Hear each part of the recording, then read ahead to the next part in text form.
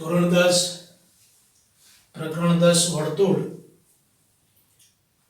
તમારી પાંચમી એકમ કસોટીમાં આ પ્રકરણનો સમાવેશ કરેલો છે.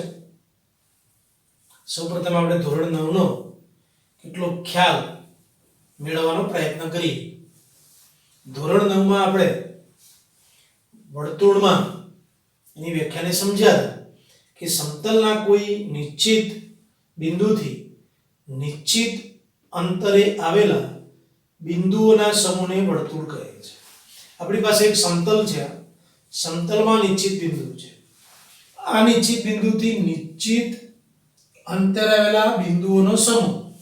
એનો અર્થ એવો થાય કે આ નિશ્ચિત બિંદુથી આ બિંદુનું જેટલું અંતર છે એટલું જ આ બિંદુથી આ બિંદુનું છે, એટલું જ આ બિંદુથી નિશ્ચિત અંતરે આવેલા આ બિંદુઓના સમૂહને આપણે વર્તુળ કહીશું.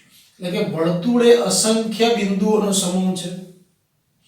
આ બિંદુથી આ બિંદુનું જેટલું જ અંતર હોય એટલું જ આ બિંદુથી આ બિંદુનું હોય, કે આ બધા જ અંતરો સરખા છે.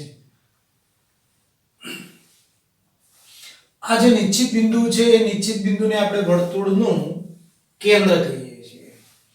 હવે આપણે ધોરણ 9 માં આ વાતથી સારી રીતે વાકેફ છીએ કે આ વર્તુળનું કેન્દ્ર O છે.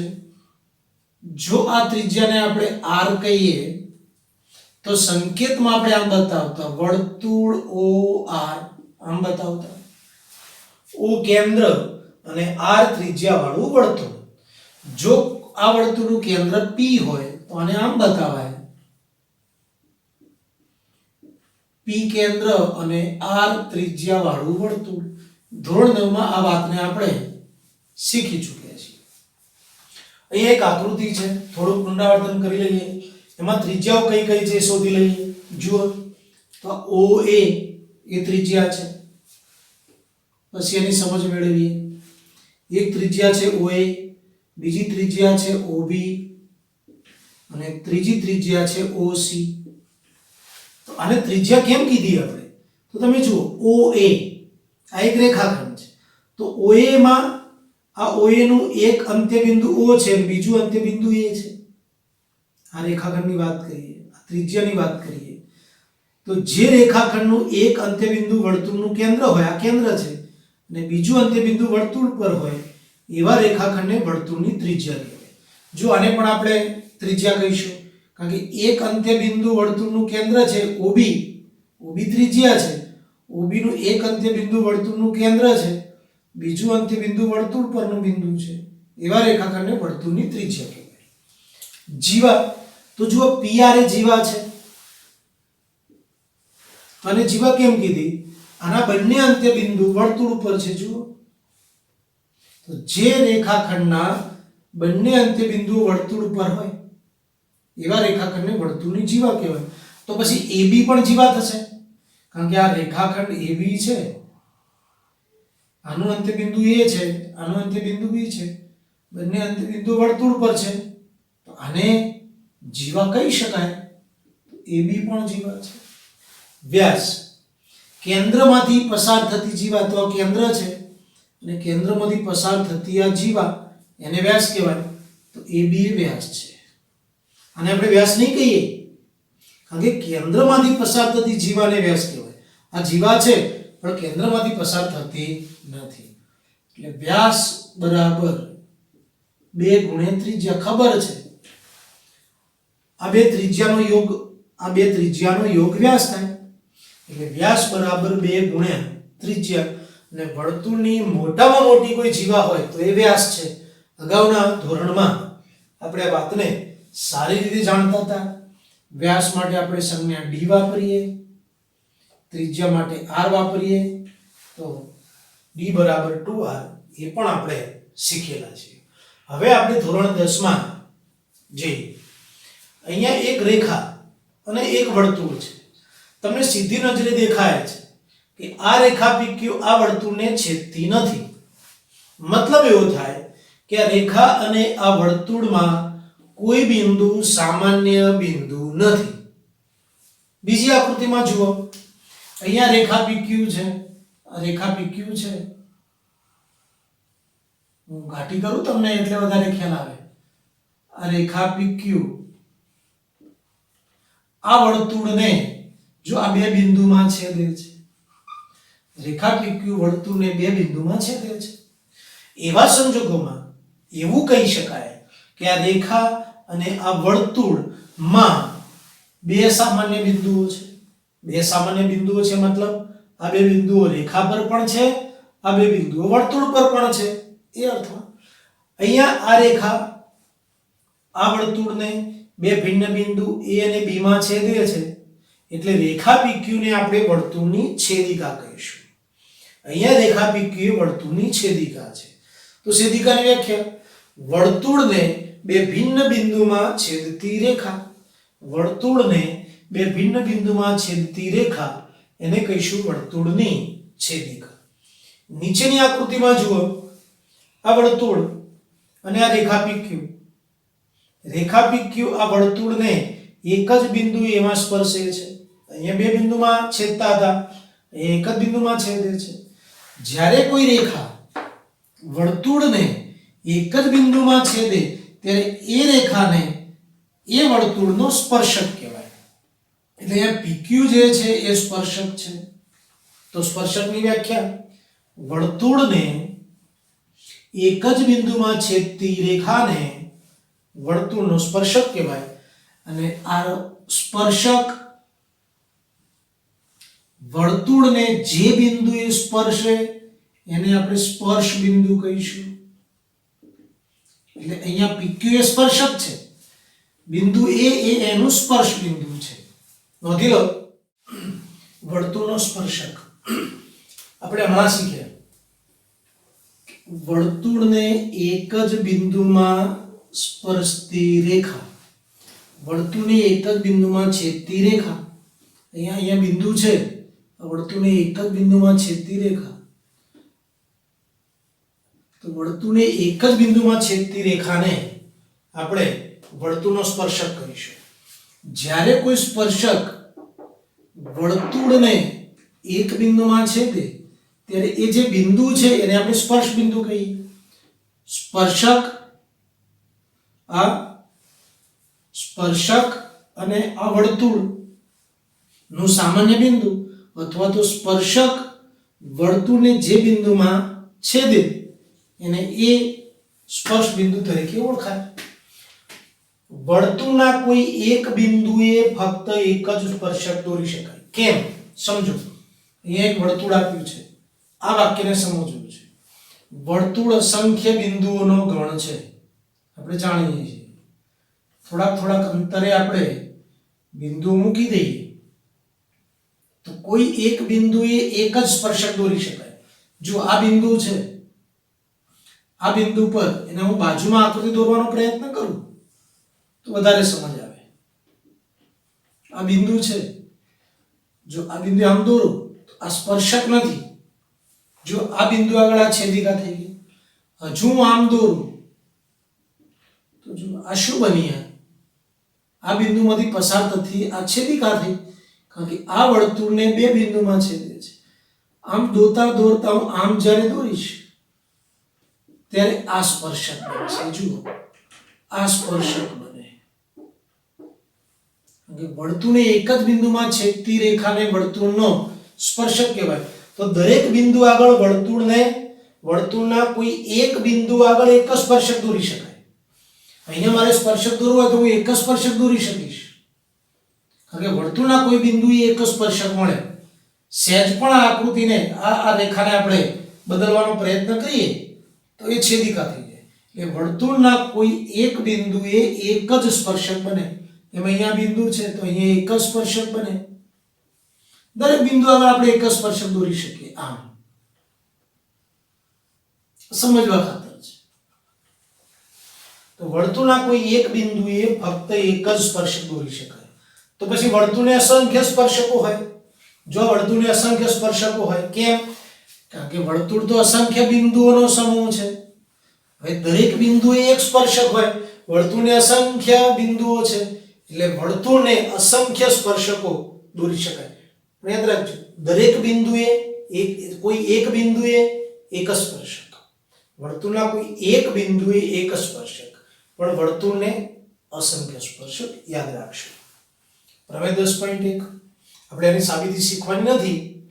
વર્તુળના કોઈ બિંદુએ દોરેલ સ્પર્શક આકૃતિને આપણે દોરવાનો પ્રયત્ન કરીએ. આ એક વર્તુળ છે ઓ કેન્દ્રવાળું. વર્તુળના કોઈ બિંદુએ દોરેલ સ્પર્શક, હવે સ્પર્શક છે તો એક જ બિંદુમાં સ્પર્શે. આ સ્પર્શક દોર્યો આપણે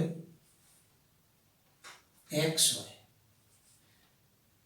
વર્તુળના બિંદુ P આગળ દોરેલો સ્પર્શક xy છે. વર્તુળના કોઈ બિંદુએ દોરેલો સ્પર્શક, આ સ્પર્શક દોરી કાઢ્યો. સ્પર્શ બિંદુમાંથી પસાર થતી ત્રિજ્યા, હવે આ સ્પર્શ બિંદુ છે એમાંથી પસાર થતી આ ત્રિજ્યા છે. તો સ્પર્શક આ સ્પર્શ બિંદુમાંથી પસાર થતી ત્રિજ્યાને લંબ હોય છે એટલે આ કાટખૂણો બને. સ્પર્શક આ વર્તુળ છે, આ સ્પર્શક છે, અહીંયા સ્પર્શ બિંદુ છે. સ્પર્શ બિંદુમાંથી પસાર થતી આ ત્રિજ્યા ને આ સ્પર્શક લંબ જોડો. આ નિયમનો ખૂબ ઉપયોગ આપણે દાખલા માટે કરવાનો છે. અહીંયા માની લો કે સ્પર્શક હોય, માની લો કે અહીંયા સ્પર્શક છે,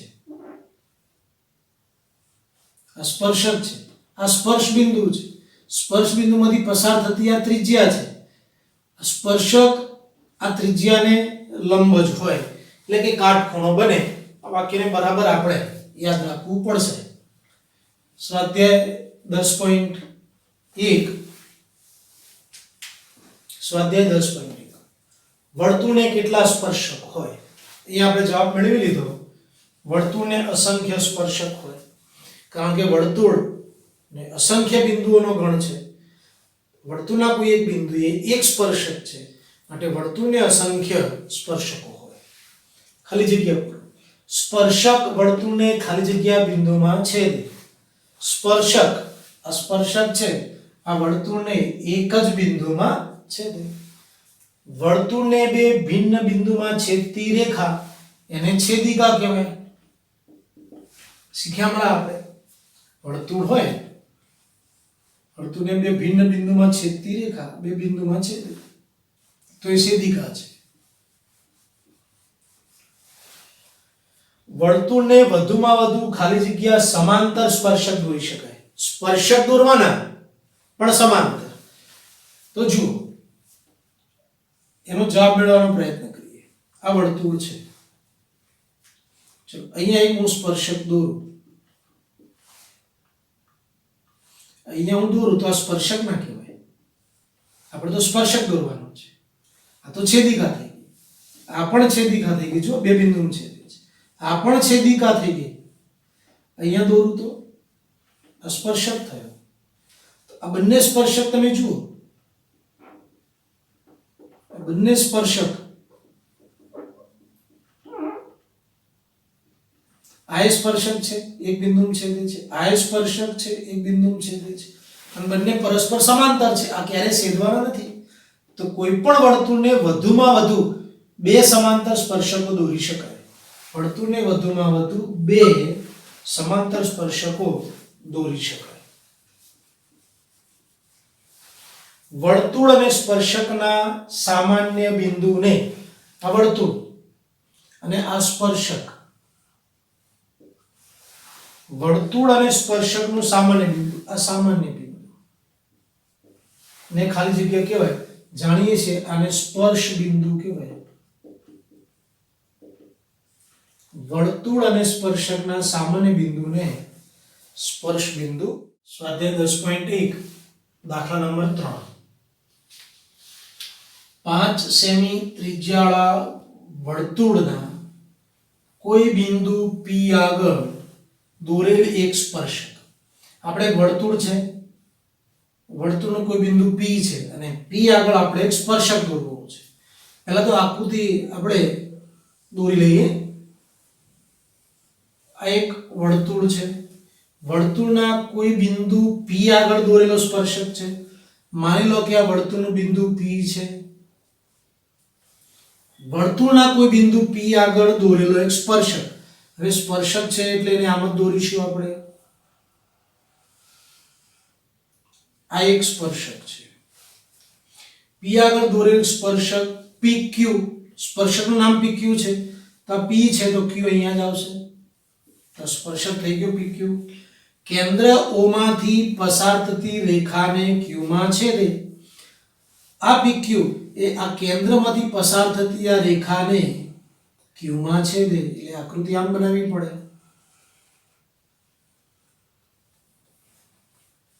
કેન્દ્ર O છે અને કેન્દ્ર O માંથી પસાર થતી રેખાને આ સ્પર્શક Q માં છેદે છે.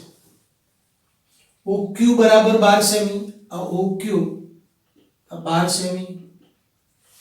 તો PQ ની લંબાઈ શોધવી છે, આપણે આટલી લંબાઈ શોધવી છે, આ શોધવી છે. ચલો આને તો આપણે ત્રિજ્યા કહીશું. આ OP એ ત્રિજ્યા છે અને હમણાં આપણે પ્રમેય 10.1 શીખ્યા, સ્પર્શક ત્રિજ્યાને લંબ હોય, સ્પર્શક ત્રિજ્યાને લંબ હોય, એટલે ત્રિકોણ OPQ માં ખૂણો P કાટખૂણો છે. ત્રિકોણ OPQ માં ખૂણો P કાટખૂણો છે. એમાં OQ 12 આપ્યો છે અને ત્રિજ્યા 5 આપી છે, તો આને ત્રિજ્યા કહીશું, તો આ 5 થઈ.